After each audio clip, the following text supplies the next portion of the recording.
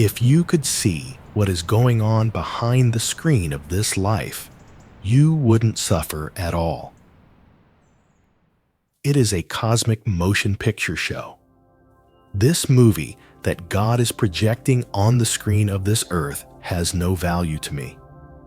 I look at the beam of God's light, which is projecting these scenes on the screen of life. I see the pictures of the whole universe coming from this beam.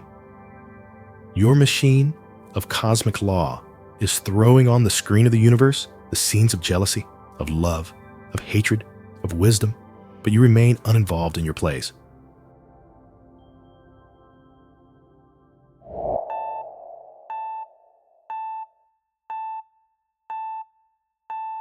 The Divine Movie by Paramahansa Yogananda.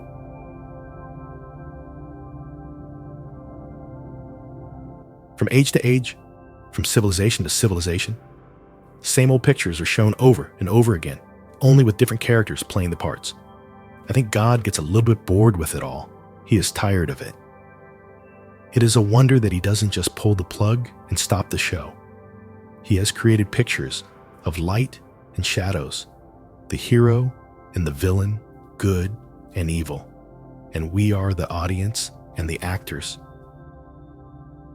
It is only because we are too much identified with the play that we are in trouble.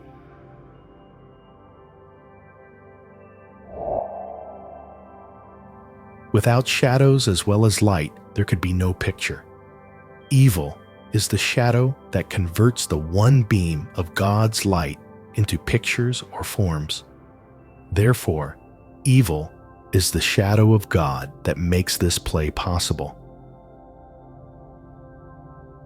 The dark shadows of evil are interspersed with the pure white beam of the virtues of God. He wants you not to take these pictures so seriously.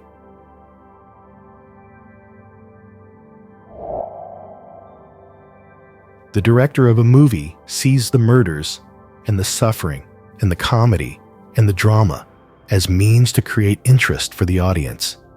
He stands apart from the play and directs and observes it. God wants us to behave with detachment, realizing we are only actors or observers in his cosmic show. Though God has everything, we can still say that he has some desire. He wants to see who will remain unintimidated by this picture and who will play his part well and come back to him. You can't run away from this universe, but if you act in this play with your thought fixed on God, you will be free. I often say to him, Lord, this is a motion picture to you, but it is terrible to us. And the Lord replies, I make you realize it is a dream every night when you go to sleep. Why don't you remember this in the daytime?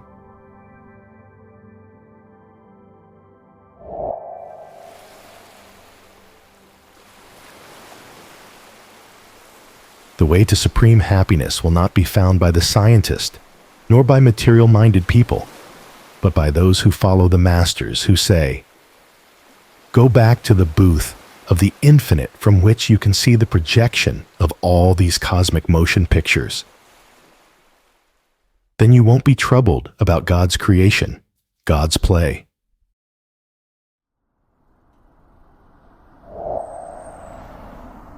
Because you are a part of it now, you suffer.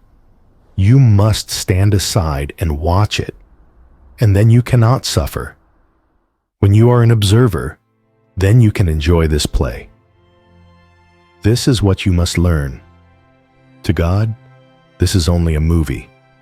And when you turn to him, it will also be a picture show to you. I will tell you a little story. A king fell asleep and dreamed that he was poor. He was crying out in his sleep for just a penny for some food. Finally, the queen woke him and said, what is the matter with you? Your treasury is full of gold, and yet you are crying for a penny. Then the king said, oh, how silly of me. I thought I was a beggar. and was starving for lack of that penny. Such is the delusion of every soul who is dreaming he is immortal, subject to the nightmarish evils of all kinds of disease, suffering, troubles, heartbreaks. The only way to escape this nightmare is by becoming more attached to God and less attached to the dream images of this world.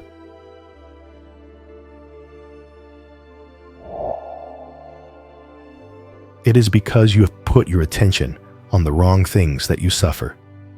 If you give your heart to man, or drink, or greed, or drugs, you will suffer. Your heart will be broken. You must place your heart with God. The more you seek peace in Him, the more that peace will devour your worries and sufferings.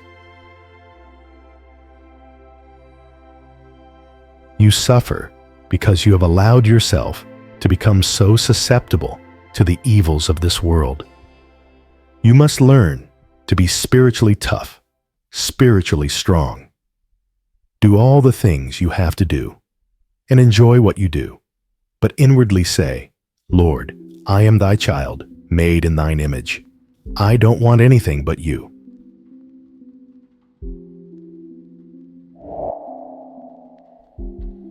The devotee who follows this principle and who attains this realization will find that for him, there is no evil in this world.